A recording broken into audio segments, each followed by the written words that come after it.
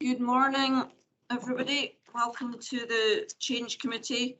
Particular welcome to the people on Teams and hi Nick and Kirsty, who has just flown overnight from Canada. So welcome, Kirsty. Bonjour.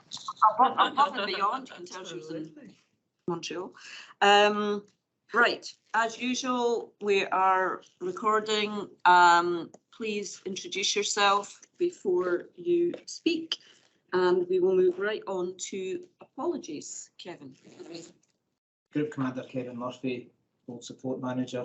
Apologies to Dave Chair from DCO David Lockhart, Director of Service Development.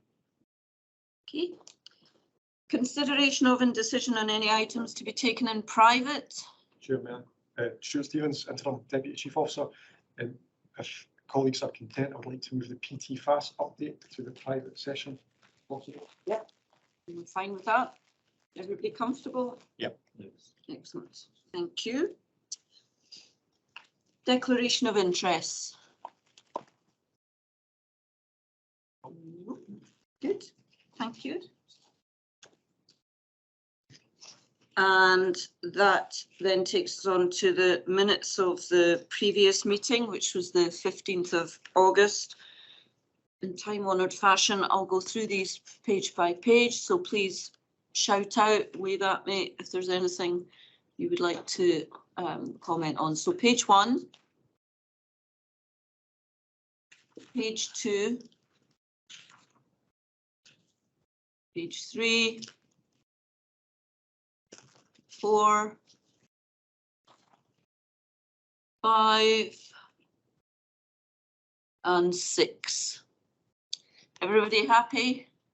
Good. Okay, we shall take them as an agreed record of the previous meeting.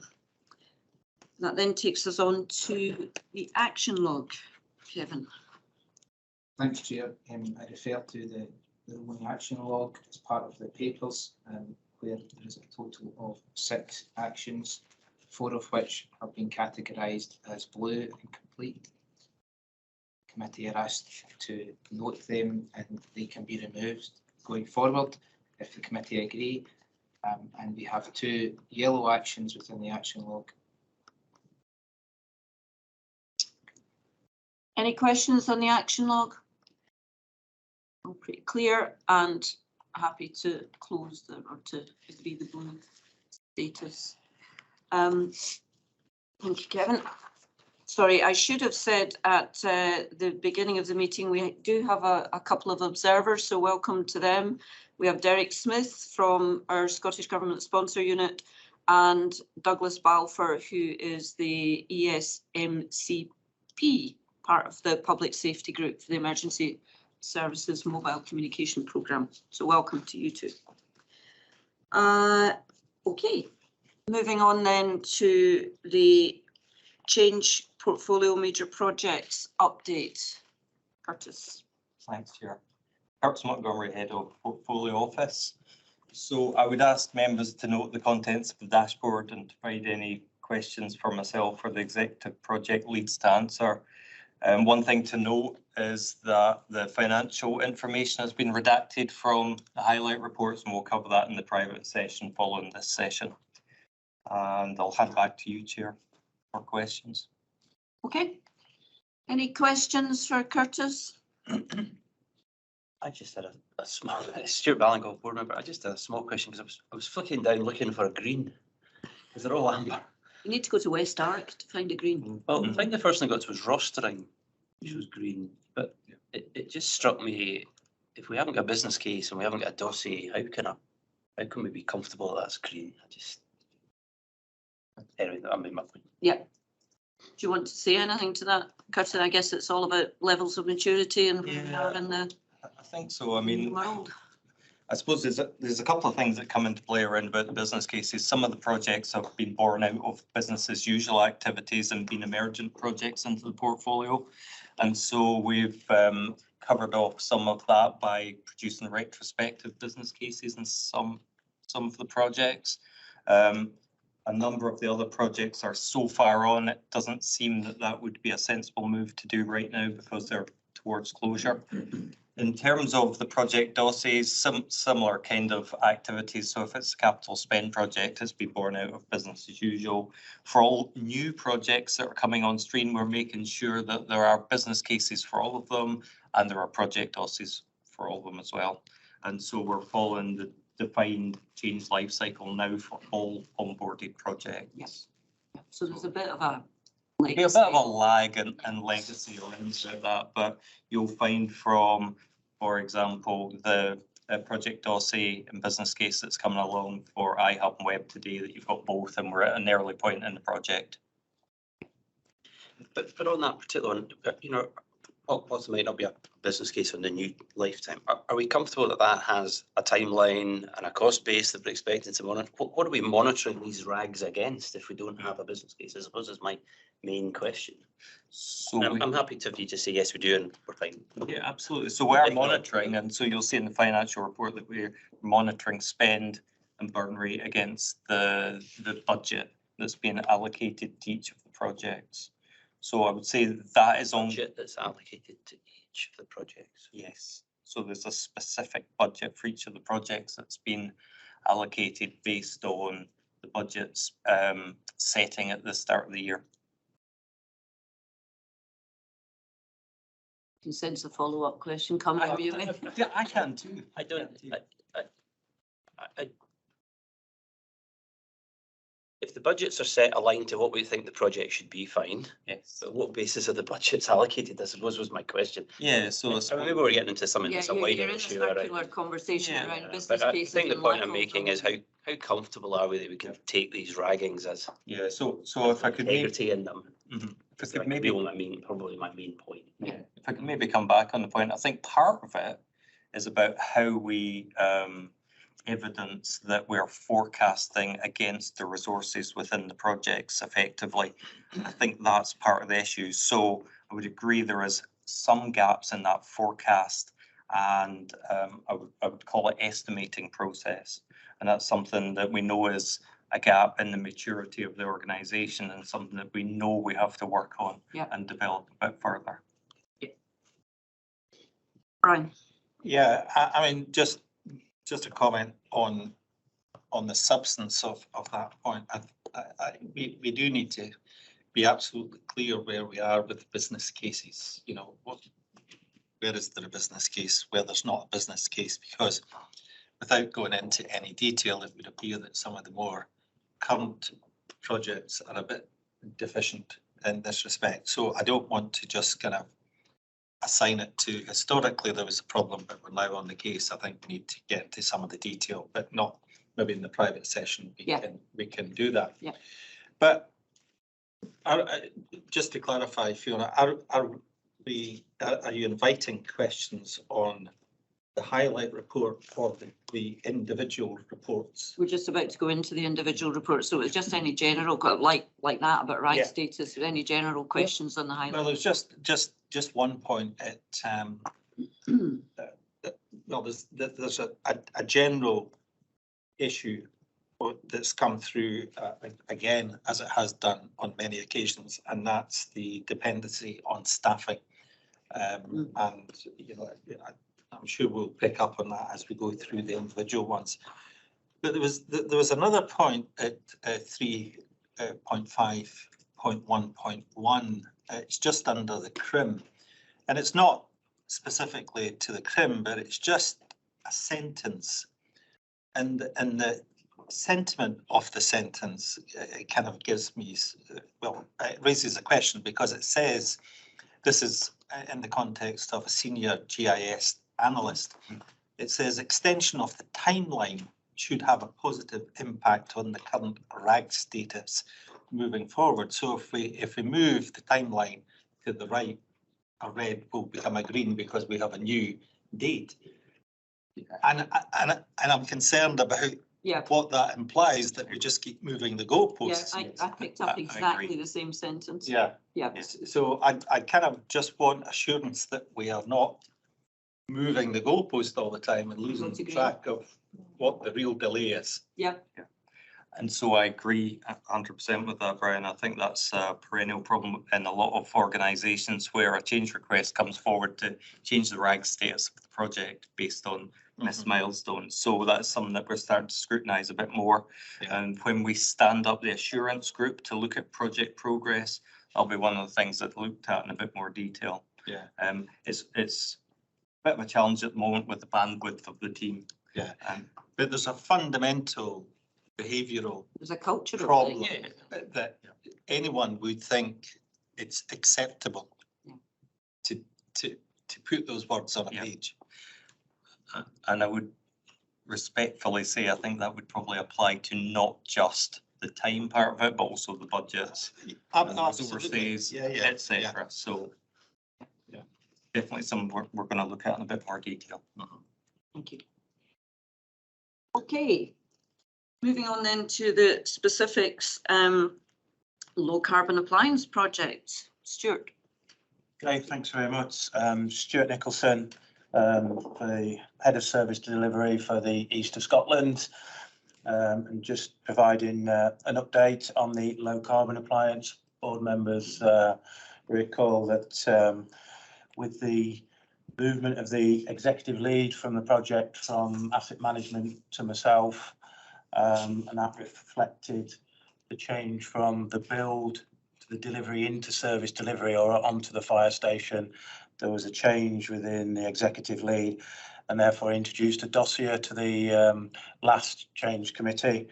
And some of the sort of conversations already played out in terms of retrospectively the previous business and how we were going to do business going forward around the project management of the low carbon appliance. So it's within the pack, but it's very much just sort of a slide deck of the work that myself and the project manager have been doing with the portfolio office to make sure that moving forward everything's captured, and we've tapped into the expertise of Curtis and the team to really sort of put the business planning assumptions going forward around the engagement on a page, which is the first slide, and then focus our mind in terms of the mission statement, the success criteria, and the kind of business benefits that we want to measure as a proof of concept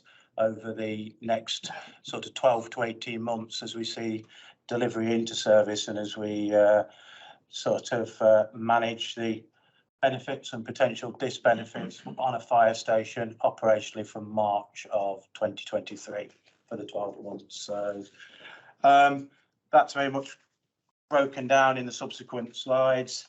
But again, Curtis and the team have been very sort of directive and focused. We've had really good conversations around what we're trying to achieve here, what the outcomes that we want in terms of, and we believe that's captured within the overall mission statement. And then we've taken a hierarchical approach and really drilled down then into some of the sort of the smart sort of benefit approach and how we want to measure the total or potential total life costs and benefits. So I'll leave it for there if that's all right, but hopefully those slides will just provide a little bit of an insight in terms of how we want to approach it collaboratively with the portfolio office and really work together and make sure that we've got some meaningful sort of data, information, intelligence. Then happy to feed back into this group and obviously through the senior management board as well, but happy to take any questions. Thanks, Stuart. Before I open for questions, just from my perspective, for me, it really brought to life the value that the portfolio office are adding and the work, working together. And I think that collaborative approach and also the level of information that is very clearly presented, I found it was good, very good to see. I So think thank you for that. that's definitely, it's helping us from an operational Yes, perspective. I exactly. can really Yeah. feel the benefit. It's helped us, and it's in the last slide as well, sorry, in terms of how we've realigned the sort of project board approach. So Yes. the decision makers are very much on the board. The terms of reference have been really focused to sort of allow people to recognise that if they're on the board, they are there to represent their organisation again.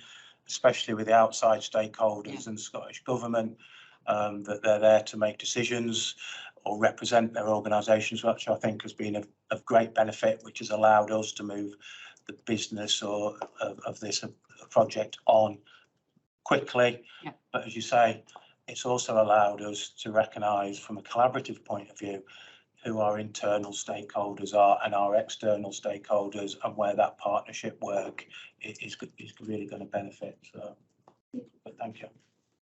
Any questions for Stuart on low carbon appliance or comments? Brian? Yeah, sorry, Brian Baverstock, board member. Admitted to do that. I guess one of the obvious questions is around the business case. Is there a business case for this project? We discussed this at the last, in fact, I've actually just asked Kevin a question on that, because we discussed it at the last change committee, and I'm sure the minutes reflect that I wanted a retrospective, or was suggesting a retrospective business case be produced, and there was an action against the portfolio office. So yes. I don't think you were at the last change committee. Yeah, so Wait, what's happened with that? so what happened was, so that the action actually states or suitable view on benefits. So what we've Right. done is produced an outline of what success criteria Yeah, and which is benefits in- looks like moving forward, painted against the backdrop of the finances of the project Yep. itself. Okay, So that will in effect be the business justification and business case for it, which we felt was a look forward view on that rather than a look back, because it was born again out of business as usual activities. yeah, just Brian, before I invite you back in, from my perspective, I remember my thought process was, what can the committee do to further support the importance and the discipline of business cases? And this particular example was where I thought, well, let's have a retrospective business case. Actually, what you've just described in this example, I'm comfortable with, but it still remains, what can we do to ensure that things don't go anywhere without a business case? So, No, and you know, and when I made the comments earlier about historic business cases not just being the problem, this was one of the examples. I mean, it's it's a major project for this organisation. It's cutting edge. It's has to be therefore high risk. Yeah. And I can't fathom how we can have got to this stage without having had that fundamental of a business case. Because I mean, costs and risks are pretty absent. I mean, there are some costs that the best part of £1 million, but they are not the full costs, I assume, and they're certainly not the whole life costs. And I would have expected, for example, to see a whole life cost comparison with a traditional appliance. I would have expected the risk analysis to do the same sort of comparison. Sure. And where it talks about risks, it talks about one particular risk in terms of technology being superseded, but there must be a raft of operational risks associated with this project. And while the slide set out high level benefits, it's that there are no numbers attributed to that. And there's a reason. There may be a reason, but in terms of a governance process and oversight of this project, I'm unclear what that is, and given the high risk associated with this project, I'm surprised that the governance oversight appears to have been so light, and it's certainly not come to this committee for any substantive discussion. and we did recognise in a previous meeting that this came out of left field to some extent as far as this committee is concerned. Stuart's. I'll let Curtis probably answer that question. I'll come in on the back of that if that's all right. Yes, and then I'll go to Nick after that. So I won't, thanks, Chair, I won't answer the one on governance. I'll let you do that. But I think the key point around the lack of metrics and so on is because we're moving through a pilot activity to identify what the benefits of the activity is, to then make a decision on whether we roll it out nationally. And so when we have lack of clarity about the spend, for example, in infrastructure, we didn't know, correct me if I'm wrong, Stuart, what the parameters or what the constraints would be if we rolled it out into community fire stations, or whether it was even suitable to do that. So at the very start, a business case, we wouldn't have been able to put that into a business case. So this is really what I would call a pathfinder to understand all of those parameters that we can then build into a business case for future rollout if appropriate. A full business case rather than an outline.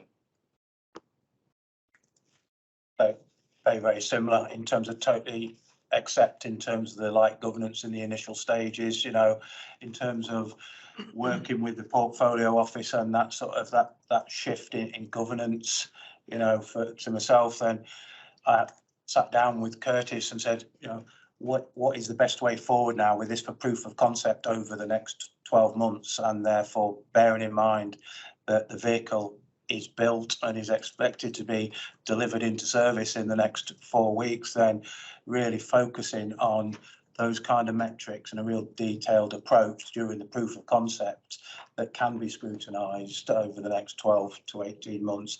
And that's where, in terms of those smart benefits, then I expect and will deliver on some real detail around exactly what's been talked about. Yeah, apologies if this was discussed at the last meeting, and if it is, then just tell me to be quiet. But spending the best part of £1 million to prove a concept is a pretty big decision.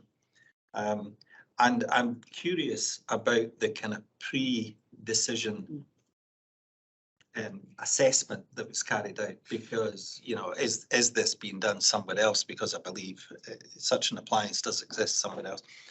Did we do that analysis, that assessment, and is there a governance process to say we've done this, we've assessed that it's fit for purpose, let's crack on to the proof of concept stage?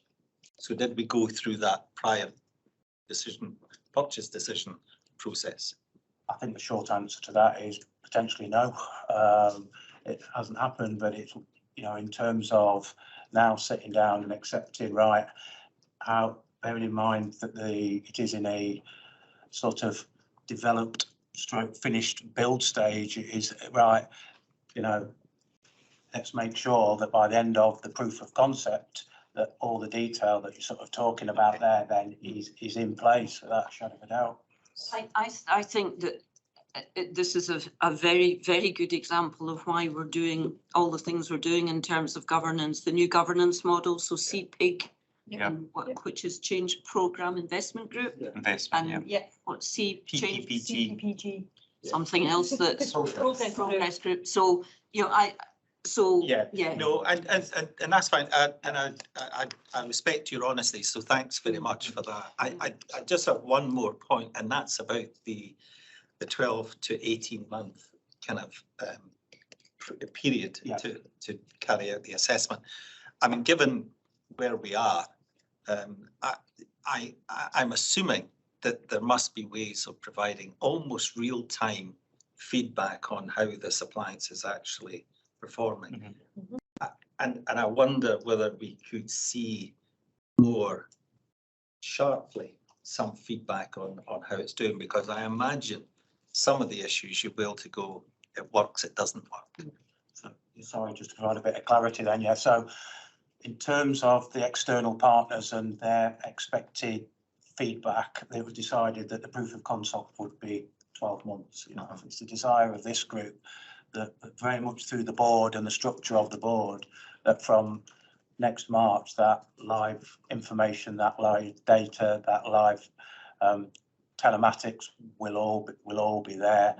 The 12 months is more about how we integrate and feed back to other parts of the sector, including the fire sector, and also the widest kind of sort of sector around about the haulage as well. So, and the sort of the external partners that have naturally got an interest in this project. So that's why it's the 12 months. But by all means, in terms of internally, we'll have information, intelligence and data very early on. So can I suggest that we take an action to look at how that information can be sensibly shared without creating a cottage industry and overloading us? So if you guys could have a look at that, that would be great.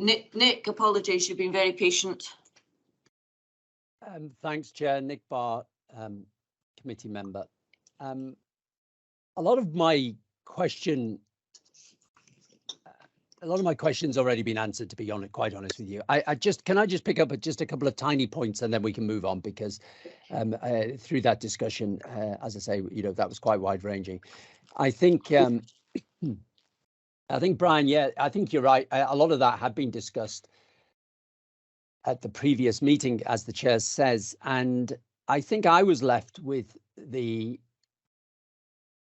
quite clear feeling that it hadn't been a desirable evolution, and I suppose we could say that we were caught off guard a little bit, because we didn't really early enough capture the structure around the project management. That being said, I just struggle to fully understand what Curtis had said earlier, where you said, Curtis, it was a project born out of business as usual. I couldn't quite tie up that with a brand new electric vehicle that had never been done before. So I was struggling with the words business as usual as opposed to a brand new project of bringing in a new vehicle. However, that's a very minor point.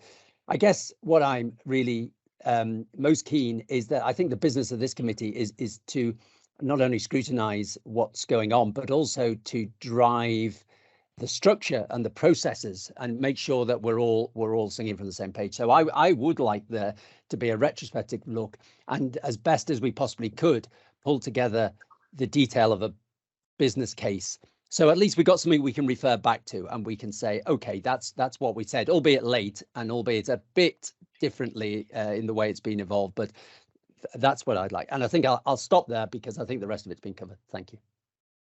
Thanks, Nick. So, Fred Curtis, that action on retrospective business cases landed back at you again. So some further data. Curtis, I would encourage you not, in doing that business case, not to shoehorn it back into the budget that you've been allocated. Reduce what you think it's going to cost.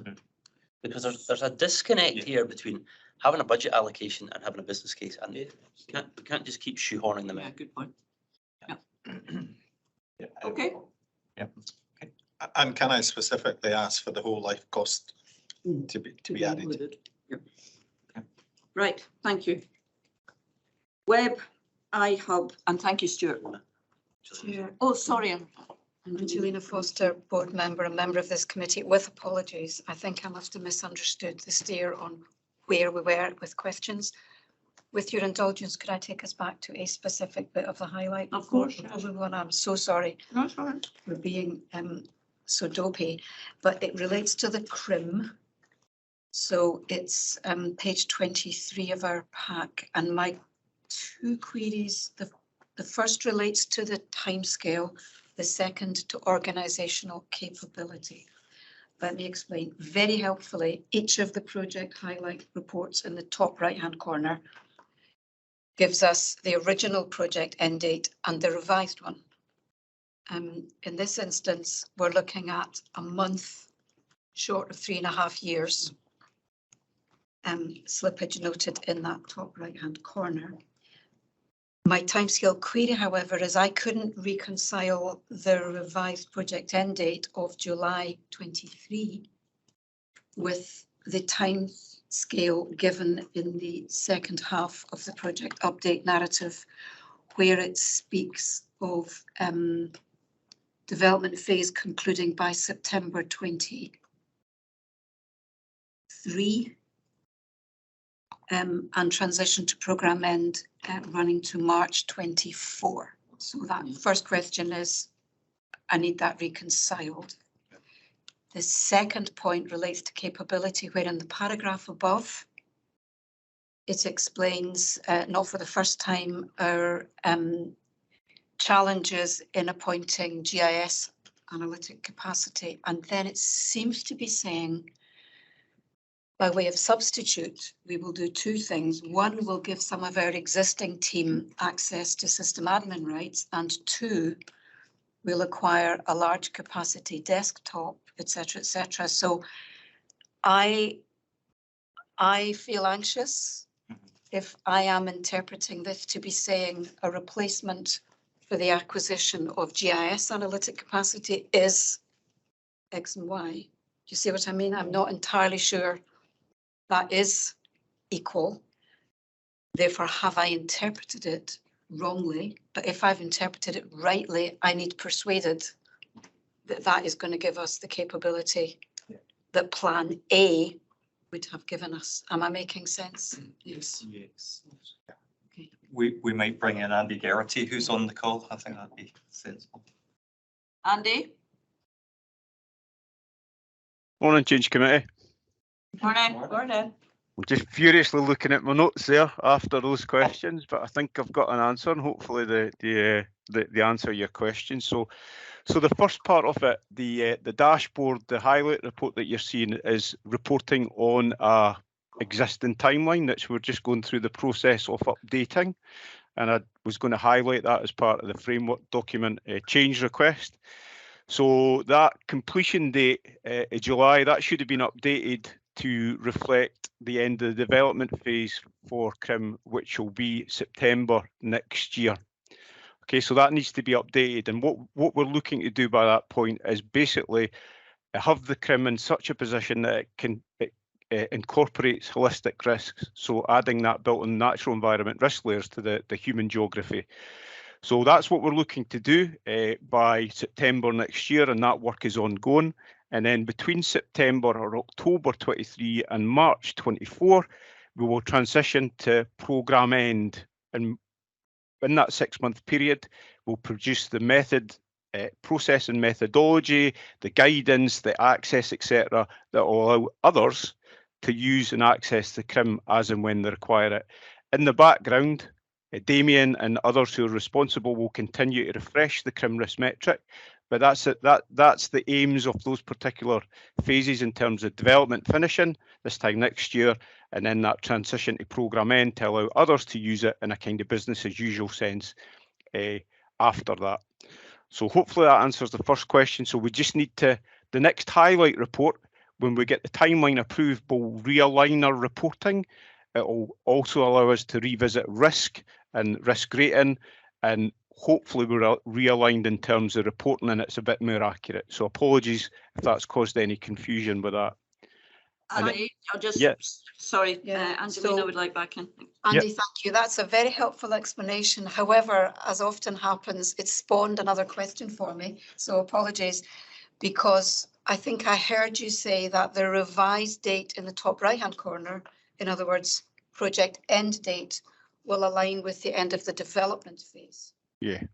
Now, I hadn't hitherto appreciated that that was our definition of project end, because in the context of risk, I think the implementation phase is in truth where the risks begin to become more real.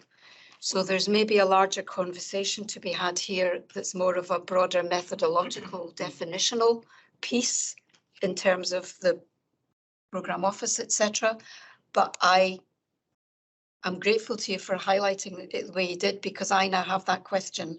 Am I content that we're using the end of development phase to equate with project end date? So if I could just maybe log the request to tease that one out at an appropriate moment, and whether we, because otherwise, what is the change committee's time frame and role in that, in my view, critical phase of implementation, and crucially, when are we signing it off as fully integrated, as a successful piece of change, and completely integrated with BAU? Yeah. To me, that's the end. Absolutely.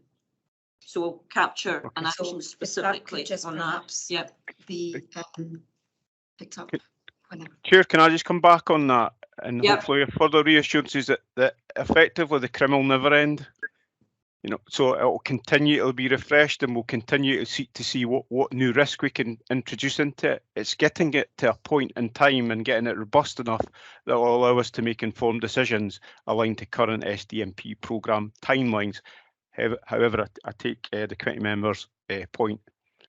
Yeah, I think there's a point around, and we talked about this, where were we? Earth Castle, about the CRIM being an enabler, and so I get that, but there is obviously the point around generically, what are we, how are we articulating the different phases in a project, and what does the end, and I think not for now, but we've definitely grabbed an action to look at the point that Angelina's very well made around that element.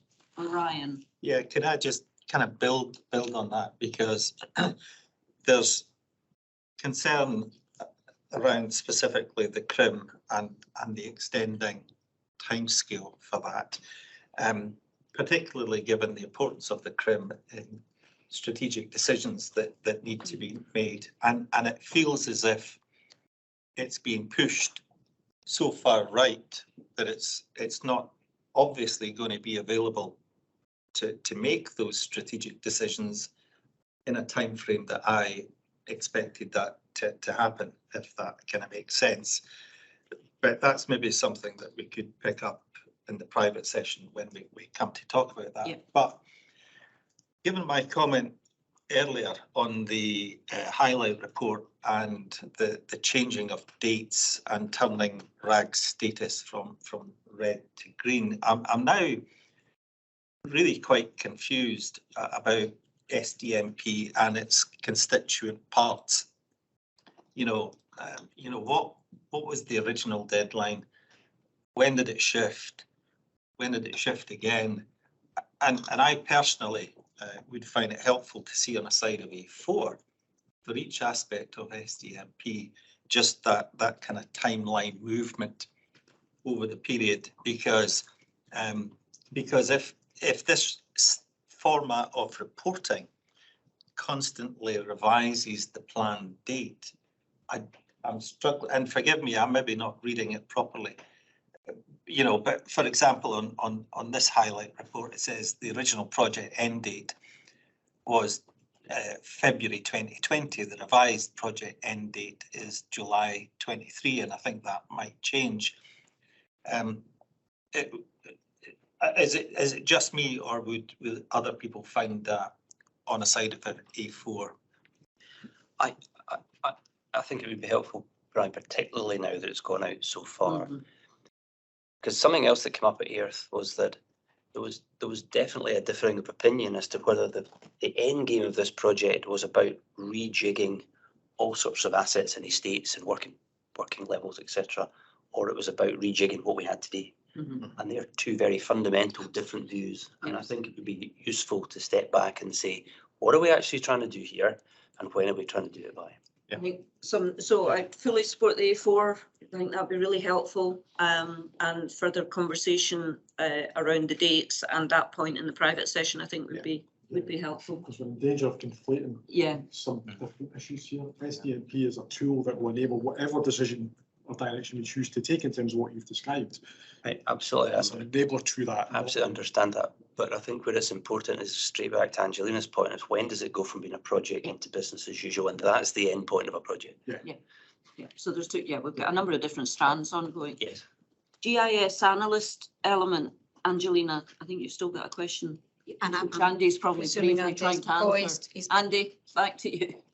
Yeah, sorry, I didn't mean to labour the point, but can I just highlight that the timeline changes have been put forward as part of change requests, maybe not all of the minor detail, but the significant ones have, and that the development phase of the programme is not changed. So the development phase was meant to finish this time next year. And what the point that committee members are picking up on is that getting the CRIM to a robust state, holistic, including holistic risk, was meant to be earlier or last year. We've not managed to do that for a number of challenges, and it was always to support outline options for change, which we've done, and we've highlighted outline options for change. And I would suggest that the CRIM in its current guise is fairly robust. We just want to make sure it's almost like bulletproofed. So it will be delivered by this time next year, and it needs to be that kind of holistic risk, so the service can produce on a really sound footing in terms of options for change. So in a lot of ways, we've kind of delivered those milestones, albeit the CRIM's not developed as well as we'd have liked to have. So it was just to give reassurances, but more than happy to try and provide an A4 bit of paper with that kind of timeline and where it's changed. And just to come back in terms of capability, so to give reassurances, we're no substituting anything in terms of capability. We absolutely need that GIS senior capability as such. We're going to procurement as it stands right now. We've got a specification. We're going to go through the quick quote process, and we're hoping to appoint the contract to the successful bidder before the turn of the year. Okay, the large capacity desktop is not to substitute anything. We need the large capacity desktop that will allow us to run the risk metric independently.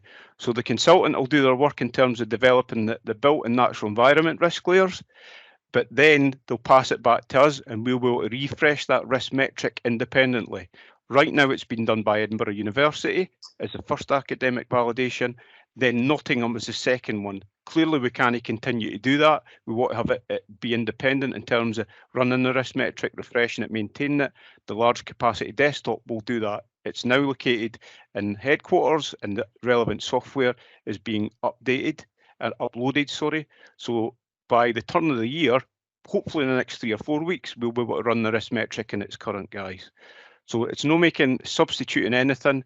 The GIS senior consultant has been a real issue for us, but we've just not got the expertise and capability and capacity in the organisation, hence we've had to go to market. But we're making real progress in that, as I say, hopefully award the contract before the end of the year, and then that work starts at the turn of next year. I am fully reassured that's been my misunderstanding, so thank you for untangling it for me. Thank you. And apologies, maybe the way it's been presented in the highlight reports caused confusion as well. I'll make sure that's addressed for the next highlight report. Thanks, Andy. Just before we move on, Stuart, I know you've got another meeting to go to, so if you'd like to. Right, it's all right. I will stop if that's all right. That other meeting is no longer going ahead. So, all right, okay. Thanks very no, much. you're welcome. Cheers. Marisha, thank you for your patience. Over to you for Web iHub.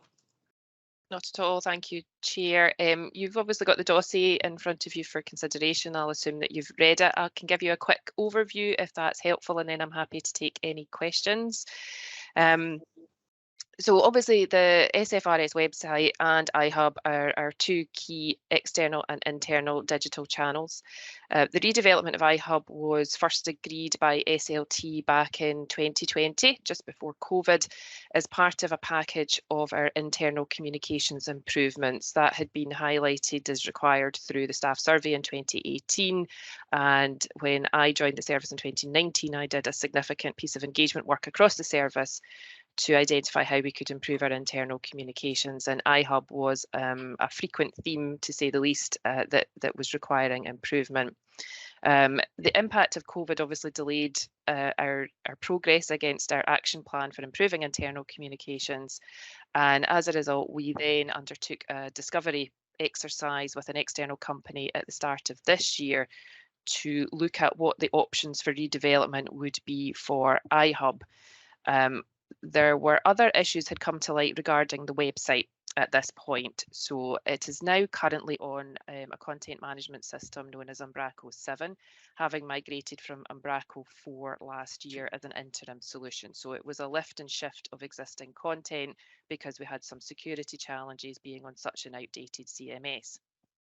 However, this current system will become obsolete next year and presents us with some security challenges once again. So we then realised that we needed to redevelop the website as well. The discovery report looked at a number of different solutions. So everything from could we just improve what we have currently to what full redevelopment would look like, including future-proofing, development of AI, you know, the whole sort of gold standard web and staff intranet channels. But as we expected, there was a range of affordability in those. But what was very clear in the discovery report was that because of the organic way in which both iHub and the website were established, they need complete redesign. And I think this is probably more significant than we had anticipated. The reasons for that are both were stopgap solutions brought in back in 2013 for the creation of the single service. They were never intended to be the final product, but for a number of reasons, they have just grown, and there's some gaps there around governance, how we keep them updated, that have allowed them to become the kind of unwieldy platforms that they are, which makes it very difficult from a user experience perspective for people to find what they're looking for. As we've done this work, we've also discovered that integral to both platforms is significant improvement around how we manage our document libraries across the service. So one of the key elements of the project will be to develop a single document library, a single source of truth for all our documents, both controlled, so the ones that are managed through our records management policy, and uncontrolled, so all the kind of forms and things that departments produce and store on iHub in particular. We took this discovery report to SLT back in May, and funding has been allocated of around 300,000 to achieve the redevelopment, and bearing in mind that obviously we've got 10 years worth of problems to undo. And the overall aim of the new sites and the document library will ultimately support the strategic outcomes 3, 4, 5, 6 and 7 in the new strategic plan. It facilitates a lot of the work of the service across a number of different work streams. So what's key to the new sites is that first and foremost, they are user-centric and intuitive, which I think we can probably all agree the current platforms are not. They have to be easy to access, navigate and search.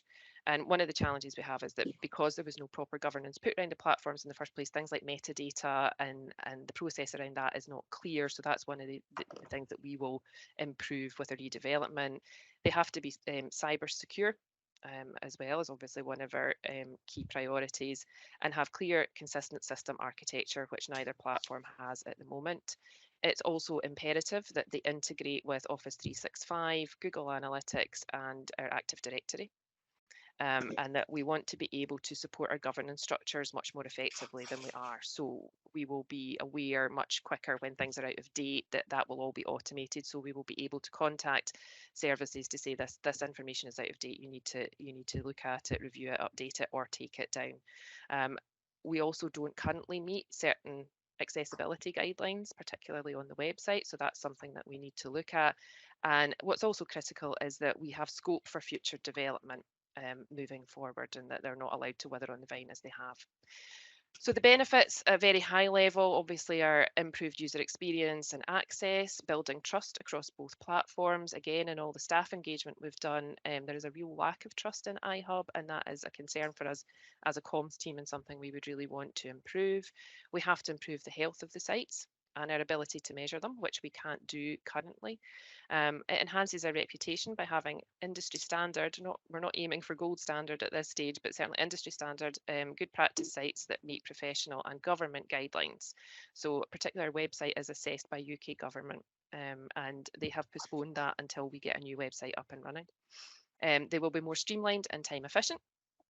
And we will have improved public access to the services we provide, such as recruitment and again our safety information. So for example, we use a lot of our safety information is produced in PDFs, which are not accessible, they're not easy to find. So we will look at producing that content in a different way. We'll also be able to set up some robust KPIs, which we don't have in place at the moment. And we will be assured that our security, or at least the security of the website, cannot be compromised. The other thing is the resilience of our document library and our ability to maintain robust version control. I'll stop there, Chair, because that is a whistle-stop tour through what we're planning under the project, and I'm happy to take any questions. Thanks, Marisha. Questions? Goodness me. Brian. Thanks, Marisha. That's a compelling sell, I have to say. Minute that. Thank you, I appreciate that. The procurement timeline says July to November. So has this already been procured? We're out for procurement at the moment because of the time pressure around the website. We've had to kind of run that concurrently as we get the project up and running.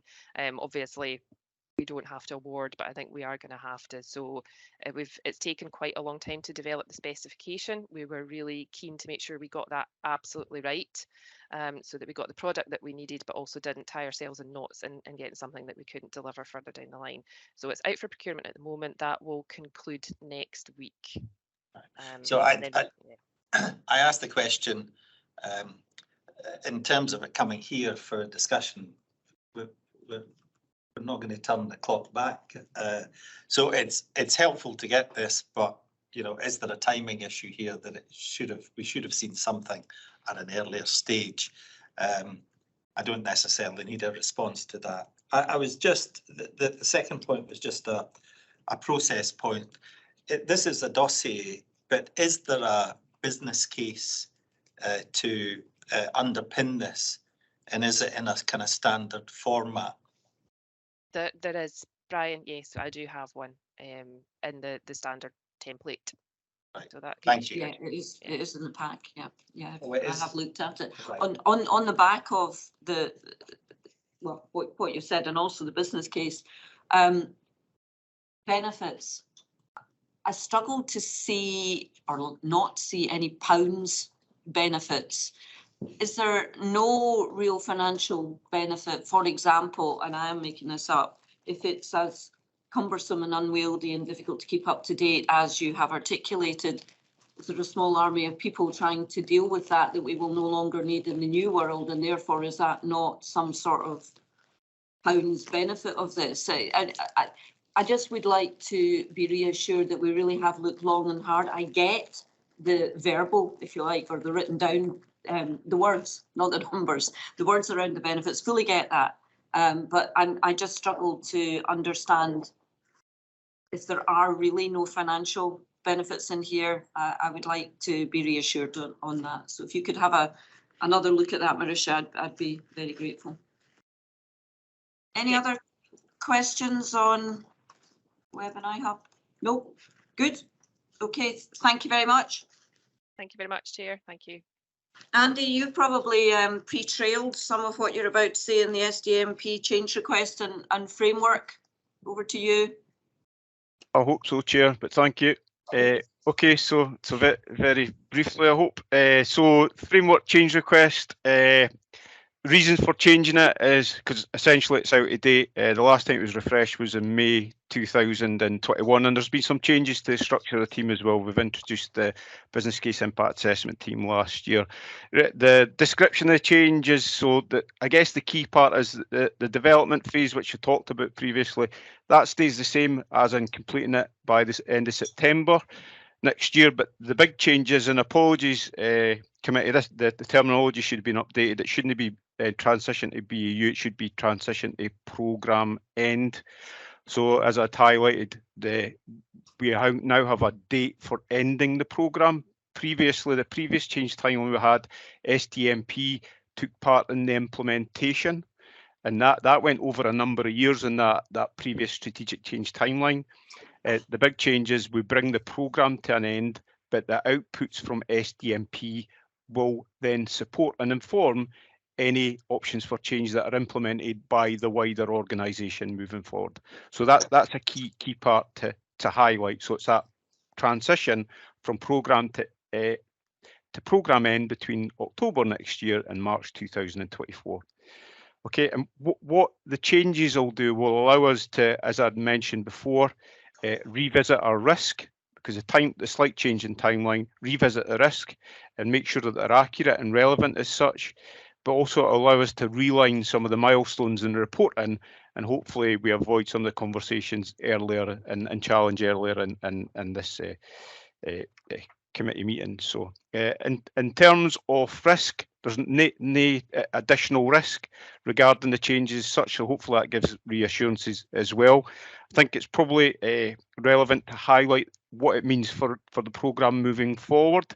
So we are currently going through the governance process with revised project dossiers. The milestones haven't really changed, the content hasn't really changed, some of the descriptors changed a wee bit, but essentially it's the same kind of outputs that SDMP are trying to achieve and will deliver within the timelines. But what does it mean in practical terms? So next steps.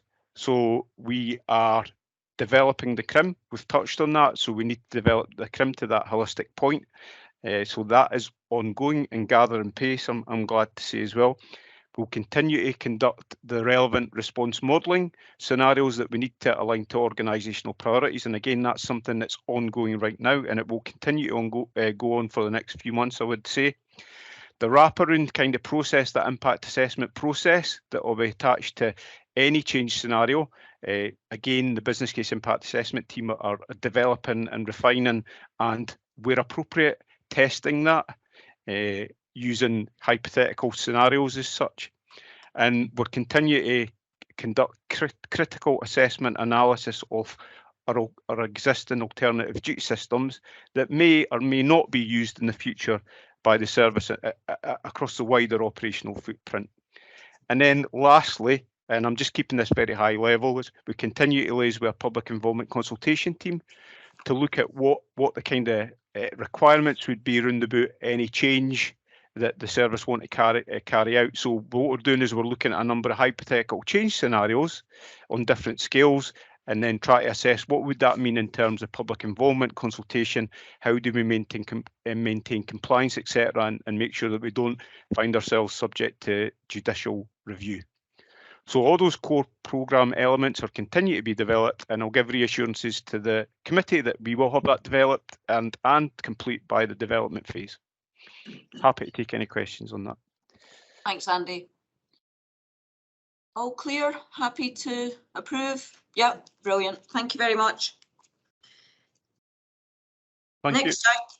Next item on the agenda is Safe and Well project evaluation, which I believe is Gordon Pride that's providing a verbal update on Safe and Well. Thank you very much. Apologies from Daco Perry is unable to attend today. Just a quick update. The evaluation has progressed. We are in the process of completing the Safe and Well project pilot evaluation report. That report is due to go to through the governance route, with it being presented in front of SMB next week, and we are aiming to bring this to the change committee for the next meeting, which I believe is in February. The current ongoing work, we are obviously reviewing the pilot, capturing all the information, and we're feeding that in, and we are working now to pull together the details required to undertake that full implementation plan, and that is now being developed by the project team. If there's any questions, I'm happy to answer them at this point. What are the key learnings so far?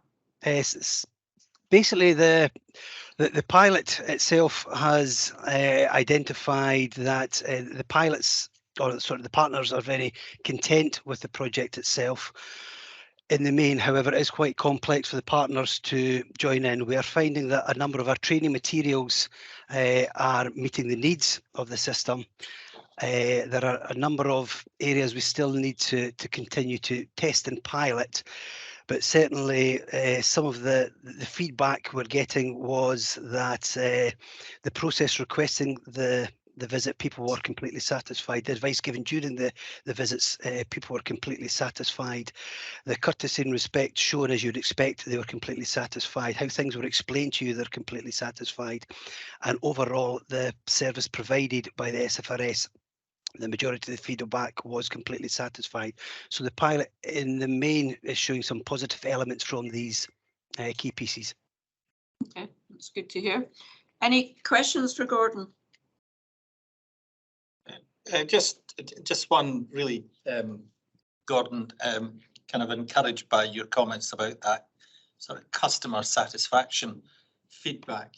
In terms of more operational efficiency, effectiveness type KPIs or expectations or ambitions, how has the project compared against those type of benefits?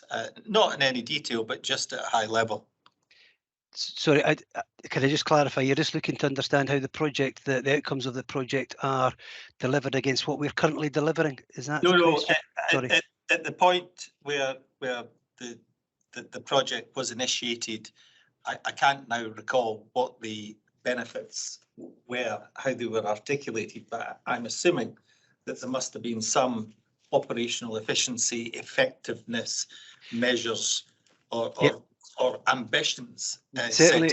Not just having happy customers, if I can No, characterise it No, like I fully appreciate it. As part of that, the appendix of the report, I think it's Appendix G, will also go into the detail of the, sorry, I'm just going through my notes here, the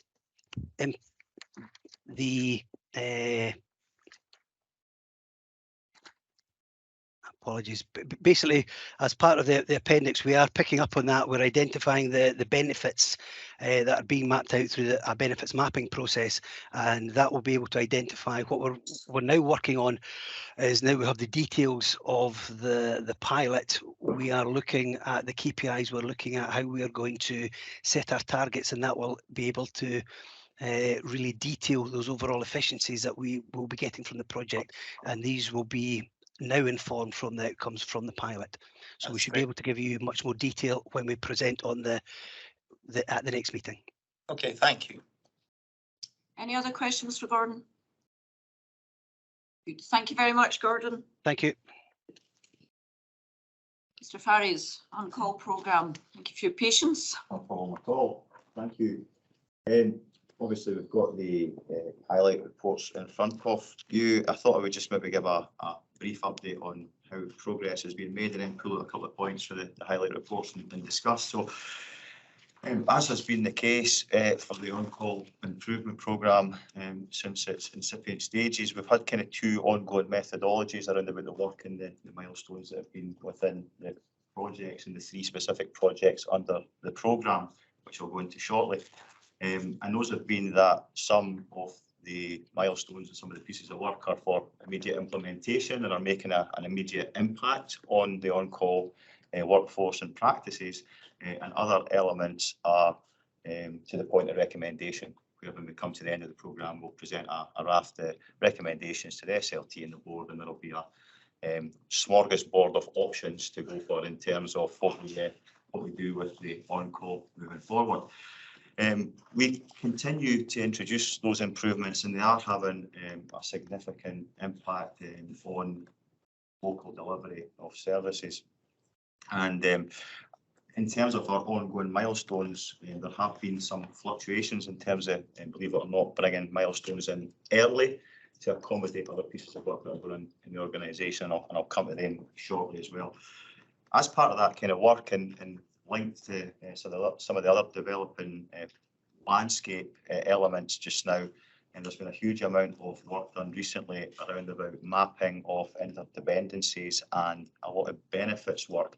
And that kind of culminated in a presentation to the SLT yesterday to look specifically at the project timelines and look at how we could choreograph those slightly better so that the SLT and the board can understand those interdependencies, and so that decisions aren't made in isolation that will impact more widely.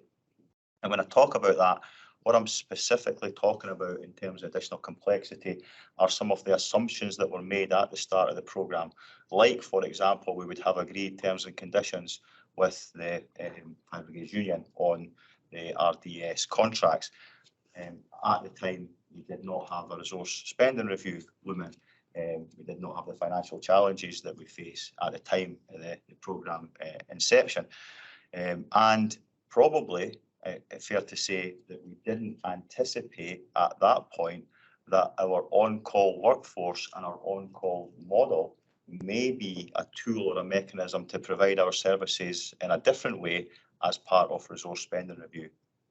What I mean by that is ways that we can potentially change the way we operate our fire stations and bring in more on-call in than we had at that point. So the landscape's changed, and therefore we want to bring in the projects still on time in terms of the overall programme, but actually present them in a very different way. Because what we had anticipated through the project dossiers was that we would kind of drip feed in those different elements over a period of time from November through to June.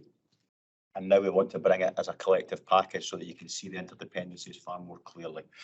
So that's where we currently are on the overall programme. If we just go to the highlight reports, the attraction and recruitment of On-Call has had some significant improvement over the course of the programme so far. And we can see in the significant milestones some of the elements that are contained therein.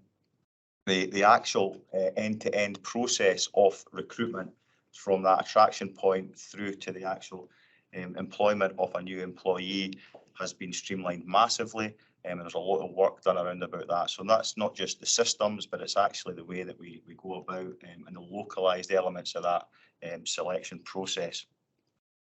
In conjunction with that, and to support a streamlining of attraction and recruitment, probably one of our biggest successes through the programme has been the PrEP, which started off as PEEP, you may recall, but we missed a gilt-edged opportunity to prep our firefighters by calling the programme PrEP. So it's the pre-recruitment engagement programme. And this was to address elements where it was felt that there was a lack of communication for individuals and communities with the service, and there was a lack of understanding what the role was, and there was a lack of preparation for that role. So PrEP phase 2 is now well underway across the country, and just in very, very simple terms, PrEP 1 was about showing what the service does and bringing people into fire stations to allow them to understand what the service is and how they could prepare themselves to become a firefighter. PrEP 2 is about actually doing the activities, so getting fit and taking on elements of the role in that training environment on a fire station to prepare themselves for the tests. And PrEP 3, which we're planning towards, is to actually get people tested in that environment, so we don't have to put them through the full recruitment process, which is time consuming. And if they're meeting the standard, we'd like to be in a position where they can be tested very locally as part of that programme. So that's progressing incredibly well.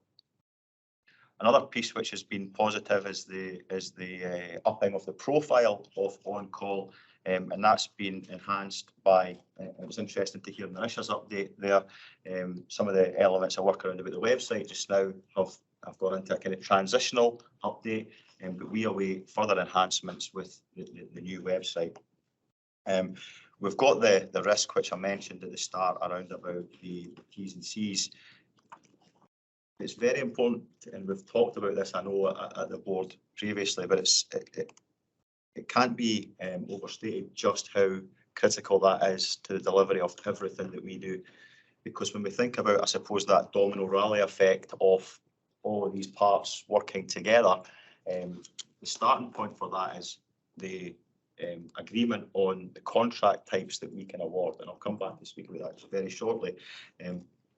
But that's fundamentally why we need to understand these together, because there's very few things we can do. We can recommend lots of things, but actually in terms of the contract types that we discussed at board previously, there's little we can do. So that really is one of our most significant, if not most significant risk, albeit you'll see through the highlight reports that we actually consider our skills and resource from a programme and project perspective to be a high risk as well. And that's turnover of staff and people moving on to other roles and positions that aren't protected. You will see that the cost is always on course for this programme because there is no budget attributed. It's all within existing bolt-ons to workloads that other people are doing. So I'm not sure which order this takes for yourself. Have you got responding options next? Yeah. Responding options and duty systems. This refers back to the point I made before around about elements that have been accelerated in some way. So in response to our concerns and the exodus of staff through the pension remedy, we accelerated elements of this part of the programme to bring forward the migration in particular and the accelerated route to competency. So you'll see that some of the milestones there talk about things like the recognition of prior learning. But obviously for us, in terms of our ratio of competent to developing firefighters, it's hugely advantageous for us to have that balance of competent more than development. It gives us a huge amount of scope in terms of things like driving, incident command, leading breathing apparatus teams, which all require competent firefighters to carry that out. So the work on migration has been absolutely superb. It was done kind of between the on-call programme and the staff and solutions team and the staff and tactical action group that was up and running, which you'll be aware has now been superseded by the industrial action tactical action group. So that work is progressing well, and we will be bringing in next month 35 migration firefighters. So we had a 2-day selection tests for that, and we've had a really good response to that, and that was all people that were in scope. So they're on-call firefighters who were in the whole time process and have been accelerated through a selection process over 2 days, very stringent, to make sure that they're prepared to go on whole time operational duties and accelerate their competency. That brings us a slightly different challenge, in as much as that we have people within the first 3 years of their service who are dual contractors already, and will rightly ask the question, I'm a competent on-call firefighter, how come I'm not able to access full competent rate of pay as a whole-time firefighter yet? So we're very alive to that, and we're communicating with those individuals personally, and that's part of the reason that we're looking to accelerate the recognised prior learning policy, because we don't want to introduce various tiers and routes to competency. We want to make it very streamlined around about how we improve competency and pay at the competent rate. So I think that's the highlights of that particular piece of work.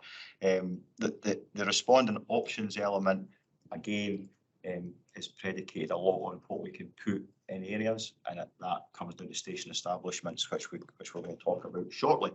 There is a link between some of the work on here and other projects and programmes that are ongoing, and this has been identified through the interdependencies tracker that I mentioned, but things like the dependency on systems to accommodate rostering, systems to accommodate mobilisation, etc. And I know you're going to talk about those separately.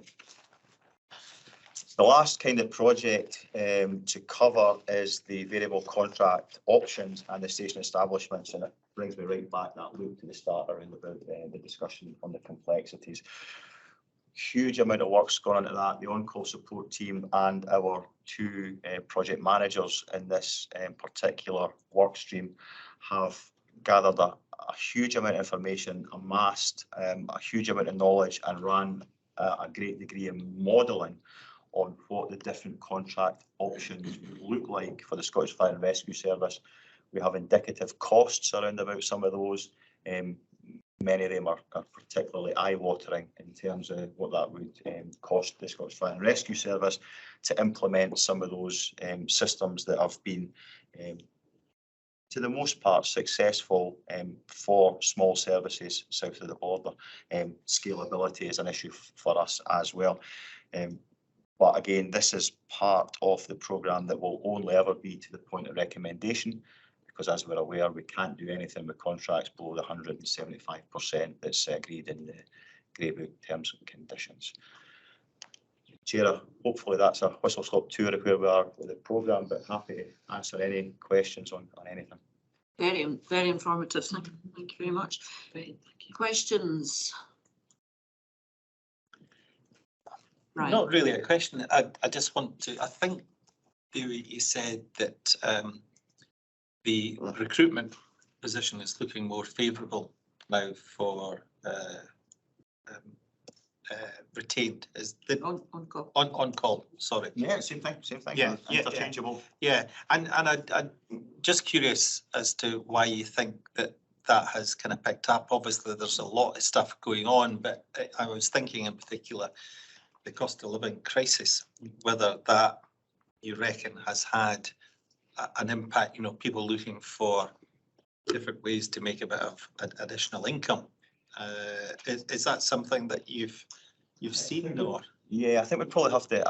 I think when I said that the recruitment is more favourable, our systems and the way that we're applying that are more favourable. We still have a downward trajectory in terms of on-call numbers, and that's a real challenge. What we do know is that and we'll need to analyse this over a period of time, but what we're seeing is pockets of really high interest. So areas where there's a pickup, and where those areas are, it seems to be generating interest more widely, and it seems to be spreading across communities in those areas. So the systems, there's a huge amount of challenges around about things like some of what we've perceived to be the barriers. Some of those was I mentioned the communication, people being in the system for a longer period of time than would be desirable, people having to take extended periods away from their primary employment to train. All of these things are starting to be addressed, and the PrEP has worked particularly well in, I suppose, garnering interest and then converting that interest into employment, because our conversion rate was so low previously. We had to try and address we had to understand why people were falling off. So the PrEP addresses all those things. Lack of contact for the service, poor fitness levels, which is something that can easily be controlled, and understanding the role and the commitment of the role and the expectations of the role, what the contractual arrangements would be for individuals. So it would be wrong of me to say that we've changed the trajectory yet. Yeah. But I'm very, very confident that the pieces of work that have happened have actually made a significant difference in areas. And it's just, I suppose, that we need to monitor how we can change that overall picture. No, that's really helpful. Thanks for explaining that, which kind of leads on to another point, which is if on-call looking ahead in the future is perhaps going to be, or the possibility that it becomes more of a model that we seek to use. Is the evidence that you're actually uncovering that there's a bit of a fatal flaw in our ability to actually resource on scale in that way? Because if you're seeing it at this level, if you wanted to increase that by a factor, realistically, is that going to be achievable? And I think that's one of the reasons that we took that presentation to SLT yesterday, and to bring all those interdependencies and challenges together, because if we are on that pathway, and a good example of that would be that we don't really have any evidence around about urban on-call, to a great degree. We have, for example, on-call crews and hold time stations in Inverness and Elgin and other areas. But in the more, the bigger urban environments, we've never applied that model. But the challenges would still remain the same, although the audience is bigger, and who we can appeal to is bigger. We'd still have the same challenges, and that's why the programme seeks to offer recommendations on remuneration, on terms and conditions, on flexible working, which would all make these things, we feel, more appealing.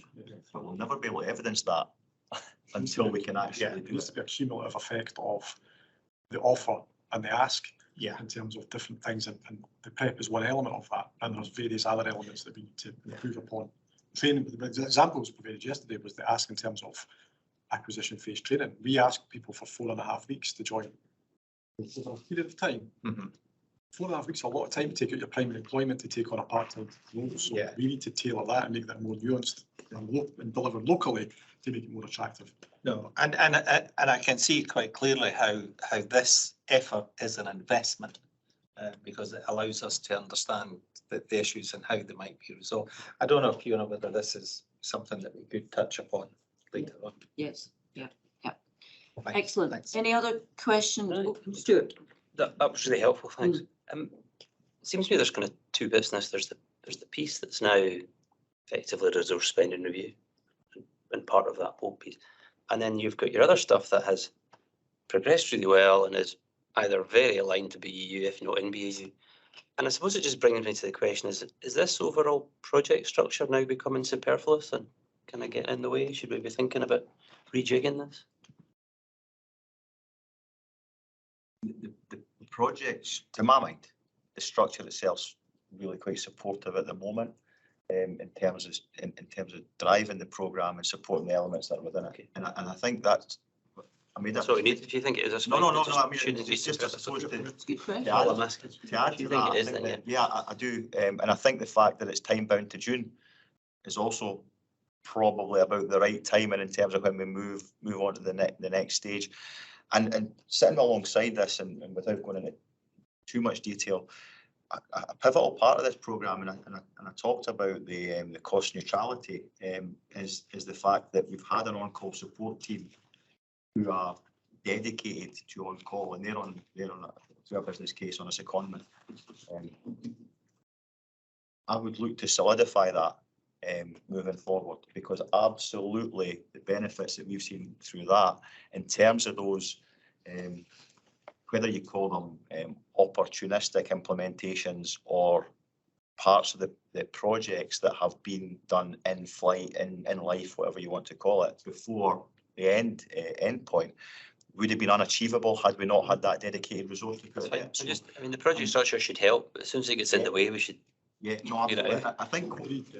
But it also showed a real strategic intent in terms of our focus. Oh, absolutely, I understand why it was and kept up, that was yeah. part of the rationale for it. But recognising the discussions we have with the resource spending review, this may become a part of that, Yeah. and we may need to take the suite of options David's developed and operationalise those and develop those in a different way, Stuart. So it's a fair point. And it's helpful to have. Just don't do it because you think we want. No, but it is to be honest, it's helpful for us to have this governance route as well. Good. Because actually it keeps the project on track. So the best example I can give of that is we talked about, and we've talked quite a lot in terms of how we've ran this programme and how it's had to be flexible and agile as we've moved, because of things like the pension remedy coming in, and I talked about that front loading of some of the pieces of work. But we've had the ability to do that. Resources has been a problem, but we've talked about the dedicated team, and it also allowed us to, I suppose, cross map into action plans and things that were existing within existing functions and directorates, because it would be wrong to say that HR and Pod weren't already concerned about attraction and recruitment, as an example. So it allowed us to bring a sharp focus on that and put some resource to that. So I think when we get to June and we present everything, I think that will be the natural, it'll be the end date, and it'll be natural to do so at that point. But I'm really comfortable with the way it's running just now. It's good to hear. Yeah, just to kind of add to that, Davey, I think this is a project where you can actually see the practical application of it. It doesn't feel like just a project. It's actually a project with a purpose, which is a very clear purpose. And I think, just to build on that, the lessons identified and lessons learned from this will be really, particularly that agile bit, I think will be really, really interesting and valuable going forward. I think that we've had tremendous support for the team in terms of, I think it's been a kind of reciprocal agreement, in as much as we've been very open to trying different things, and they've been very open to trialling things on our programme. So it's been a real test bed development, really. Which is exactly the kind of culture that we're, excellent. Thank you very much.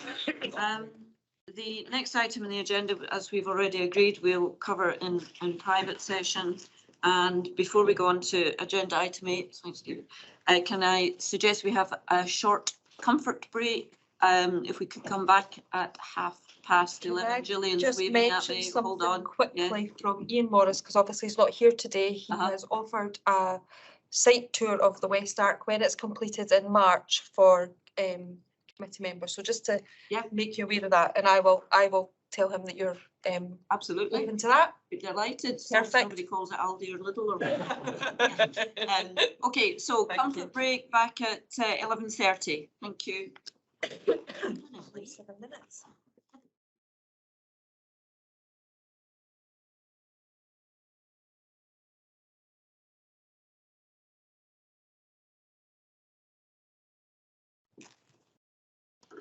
Okay, next item on the agenda is Portfolio Office progress update, and that's over to you, Curtis. Thanks, Chair. Curtis Montgomery, Interim Head of Portfolio Office. So the updated portfolio office progress reports provided for members to note. I'll pick out a couple of key points to talk over.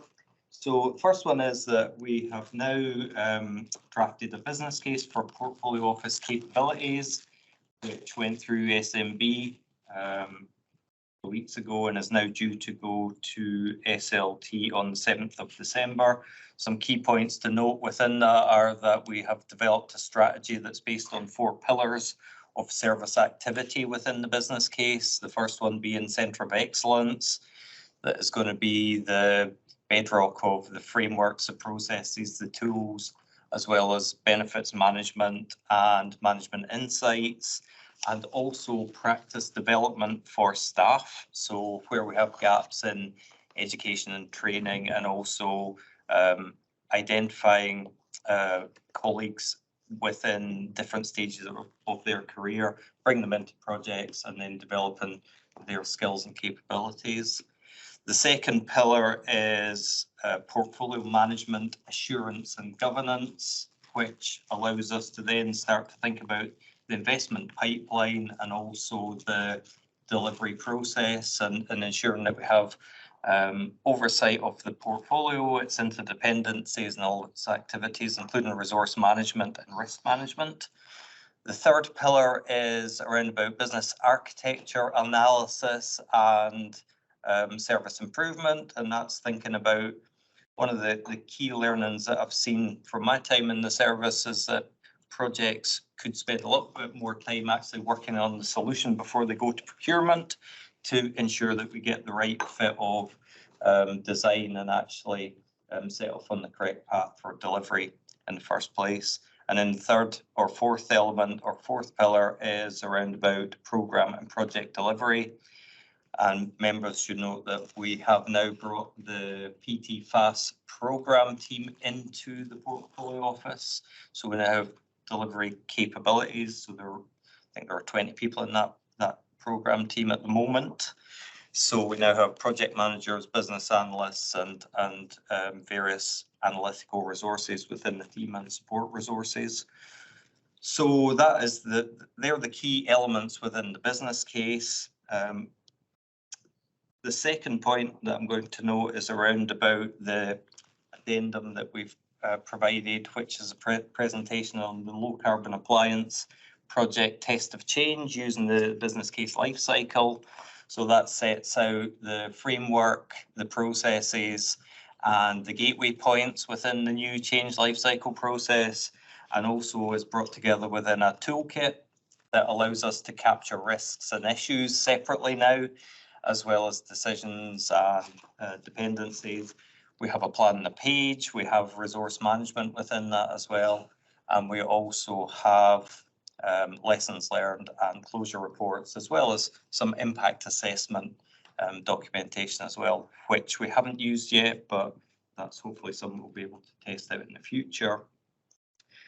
And then the third element at the moment is that we have an external supplier that has come in to support a maturity assessment on our capabilities within the portfolio and the portfolio office. They are currently conducting maturity assessment interviews with a cross-section of staff and colleagues and members of the Change Committee to look at different elements on a capability scale, which is basically an industry standard. We can then be benchmarked against other industry organisations to understand where we sit in the maturity curve of change. So some of the key findings, I've only just received the draft report, but some of the key findings are recognising that there's been a lot of progress that's taken place over the past year, including some new processes being implemented. We now have a draft governance structure or an approved governance structure that separates out the investment part or pipeline of governance process from the actual delivery process, which should make it much clearer around about the business case question all the way through benefits management and into delivery. We'll be standing up the new governance structure in the first quarter of next year, and we will be looking at how we then start to focus in on some of the key elements that we talked about earlier in the meeting around about change management, for example, and hopefully standing up some KPIs. So that's one of the things that the supplier is suggesting, that we look at some portfolio KPIs that help us to understand, for example, volatility and drift. So how volatile are projects? How many change requests do we get? How long are we drifting from initial implementation dates all the way through the different milestones of the project? They've also suggested that there's opportunities to enhance the handover between staff within projects. So there appears to be a gap that potentially colleagues leave, go back to business as usual or external opportunity, and there isn't a sufficient handover. So we're going to look at how we develop some, working with the supplier, develop some knowledge management transfer documentation, and also think about how we can get knowledge management lessons learned captured in a central location as well. So I think that'd be really helpful. We're also looking at how we can better support staff as they come into role with training and activities on an ongoing basis. That's about how we develop them within their, not just give them training and project management, but support them in how they execute it once it's they've stepped into role. And they've also highlighted what they call SQEP within the portfolio office, which is lack of suitably qualified experienced personnel. So they think there's a big gap in the actual portfolio office itself. So they've suggested the work we're doing around about the business case and the key services are going to be only going to be successful if we think about those additional roles that we're asking for potentially within that business case. Sorry, Curtis, yes, is that sure. additional to what's in the business case, or just No, think no, no, about what we're asking in the business have case and how now. it fits with the SQ? Absolutely, yeah, what we have now versus what's in the business case. They've also suggested, as things stand at the moment, there's a risk of over-governance with some of the asks. So hopefully we're addressing that with the new governance structure. Some of the feedback was interesting about clarity of roles, and colleagues have indicated that they're not clear within their programme or projects what their role is. And so that's something that we've started to address in the likes of low carbon appliance and iHub web project and various others as they come into the portfolio, but it's definitely something that we might need to do a bit of work on retrospectively as well. They reference the tooling that we're starting to develop and road test at the moment suggests we're making good progress, but some of it, and I'll reference the benefits toolkit, might be a little bit too mature for staff. So been really clear that what we've done when we've rolled out or are rolling out these toolkits is to make sure that we don't just hand it over. So I've personally been involved in test change with the benefits management and the project toolkits, as have other colleagues within the team. And we're just making sure that we're learning from what we hear. And we've actually produced a short questionnaire that goes along with the test of change, which you'll see in the pack for the low carbon appliance, which was very positive coming back. We're currently doing the same process for the benefits toolkit, just to understand what our learnings are. But I think there's definitely a lot of support needed for benefits management, just the concept alone, to get to a point of maturity. And I think that's a general kind of overview of where we've got to with that, and also the key points that are in the portfolio office progress report as well. But I'm happy to take any questions from members. Just on the external supplier, of course, we are looking to get a change committee workshop, probably February time, to consider their findings in a bit more detail. And I would also, and you will not be surprised to hear me say this, just, and you didn't use the words overcomplicate, but the usual appeal from here is to keep it as simple as possible. Yeah, absolutely, Chair. I think there's a fine line to be drawn with between some of the frameworks and the tooling that we're developing and the complexity of the project. Yes. And I think if you go too light on some of the rigors of project management, we'll run into issues around about the complexity. It's a very difficult balance because you've got the lack of maturity in terms of the capability in the organisation plus the complexity. Yeah, I completely get it. But don't overcomplicate it. Yeah, and I think that's why it's imperative we get some suitably qualified personnel into the team that can go out and support the projects in much more detail. So, any questions for Curtis? Brian? Yeah. Yeah, great work, Curtis. And there's an immense amount of work. But I've kind of made this point before, you know, while we're investing time and effort in developing tools and processes and stuff, you know, the world is kind of moving on. absolutely. I'm thinking in particular around the disciplines around about business cases and benefits management. Are we actually trying to do something on both these things which is simply fit for purpose at the moment and not waiting for this finished product, you know, so, you know, defining the benefits, you know, and Fiona, you made the point in relation to the new kind of website. It didn't feel to me as if we were really sort of as hard on trying to identify tangible benefits for that project. So it made me wonder whether we're waiting for this polished finished product or are we trying to inject the disciplines on a kind of, as I've said, fit for purpose basis in the meantime. So are we waiting? No, we're definitely not waiting. I'll refer to it as iPhone 1.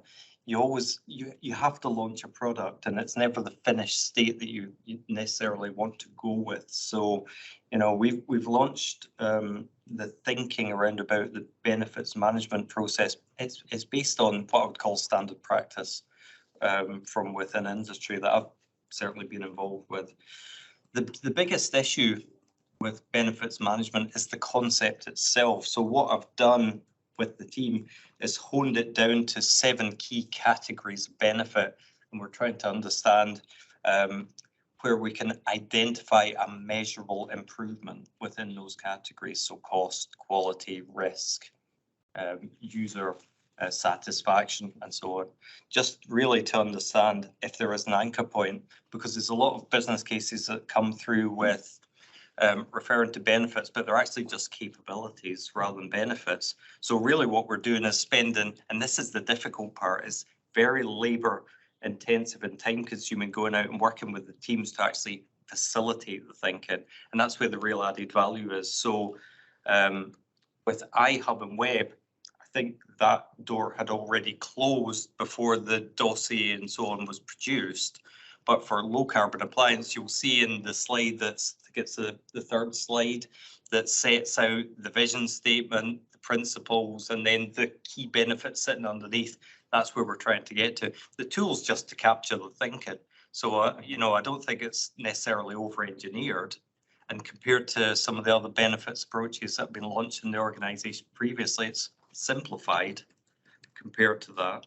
So I think it's pretty much there or thereabouts, but it's actually the facilitation. I don't think we've got the resources that can do it across the portfolio at the moment. I think that's the key problem or issue or challenge. Okay. Any other questions for Curtis? Good stuff. Thank you very much. That takes us on then to risk. Leon. Yeah, so you'll see the cover paper and I presume you've all had the opportunity to read it, and the log is attached. I'm happy to answer any general questions about the report, but obviously specific risks relating to projects I won't have the in-depth knowledge. I think, and we talked about this at the pre-agenda meeting, the thing that strikes me about it is there are no new risks and just the general staticness, if that's a word, which obviously, well, to me says we've still not got adequate Mm. emphasis and conversations around risk, which, yeah. And it's on the to-do list Yeah. to go round and have those conversations with the projects about doing that sense check and that validation about, are these risks still current, and is the mitigation still current, and what we're looking at. And again, it's about the resourcing to be able to do that. And there's clearly a cultural Absolutely. piece, as we've discussed before at this committee, in terms of it just becoming part of the way we do things around here, and it obviously needs a bit more work. Yeah, and we are aware of that as we discussed, so yeah. Angelina?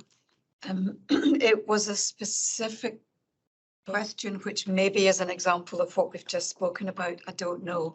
But it was CCF 008, which is the risk of supplier financial instability. I just wondered if, given what I understand is now in the public domain, surely that should be updated. Do you see what I I don't mean? know if there's a lag in terms of the process, because the last CCF board, we had that very discussion and it has been increased. It will be because we've got SMB next week, so the risk will have been updated for next week. So it's a lag rather than it's just the governance, yeah. So we increased that risk at the CCF, our last CCF board meeting, because of what we're aware of in terms of increasing that risk. Indeed. So I guess it's just not reflected in this report because of the time. Those papers were done 2 weeks ago, so yeah. Which leads us to the perennial conversation around how do we get timely information. Yeah, we need a system. Yeah, well, okay, that's grand.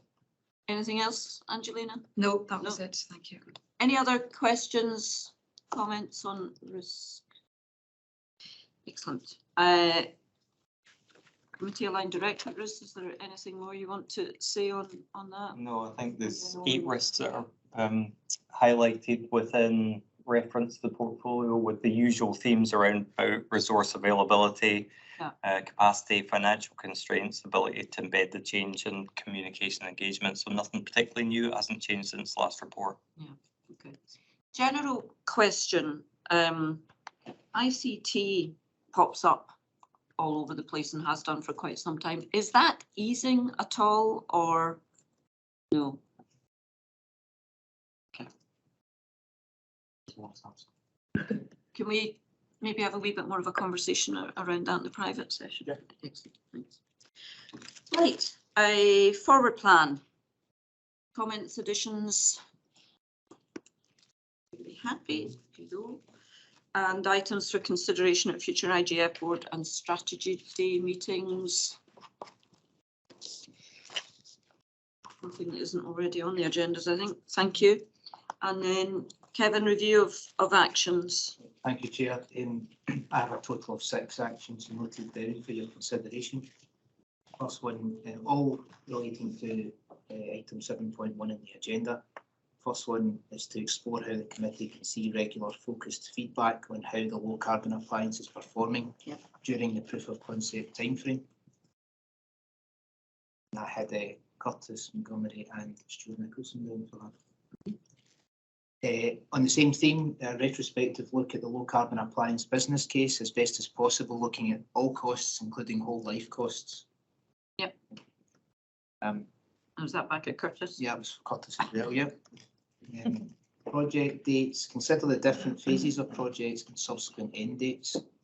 And that was with Curtis as well. And that was on the back of Angelina's comments in terms of SDMP. Yeah, okay.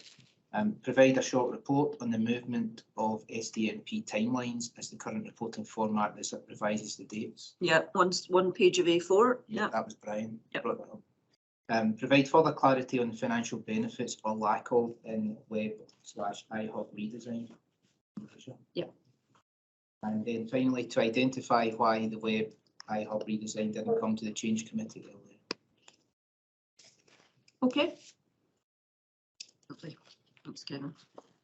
Right, date of the next meeting, Thursday, 9th of February, and that finishes off the public session. Thank you all very much.